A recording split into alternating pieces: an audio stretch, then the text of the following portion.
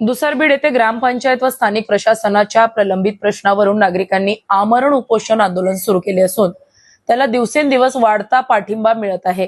ग्रामपंचायत कार्यालयासमोर उभारलेल्या मंडपात आंदोलनकर्ते शांततेत बसून आपल्या मागण्या मांडत आहेत।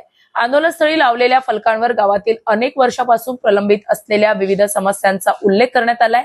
मुख्य मागण्यांमध्ये देऊळगाव मही धरणातून मंजूर 10 कोटी रुपयांच्या कायमस्वरूपी पाणी पुरवठा पाईपलाईनचे अपूर्ण काम तातडीने पूर्ण करणे, तसेच पाईपलाईन टाकताना खराब झालेल्या रस्त्याचे कॉन्क्रिटीकरण करणे याचा समावेश आहे। याशिवाय घनकचरा व्यवस्थापनाची योग्य अंमलबजावणी, गंभीर झालेल्या पाणी पुरवठ्याचा प्रश्न सोडवणे, मागील 10 ते 11 वर्षापासून रखडलेल्या कामाची चौकशी करून संबंधित ठेकेदारांवर कारवाई करणे आणि सरकारी जमिनीवरील अतिक्रमण हटवणे अशा विविध मागण्या आंदोलनकर्त्यांनी मांडल्या आहेत। तसेच ग्रामपंचायतीतील निकृष्ट अवस्थेतील कचरा वाहतूक गाड्या हटवून योग्य व्यवस्था करावी आणि दोषीवर कारवाई करावी अशी ही मागणी या आंदोलनात आहे। या आंदोलनाला स्थानिक मान्यवरांचा पाठिंबा लाभला असून अनेक गावातील नागरिक प्रत्यक्ष उपस्थित राहून समर्थन देत आहेत।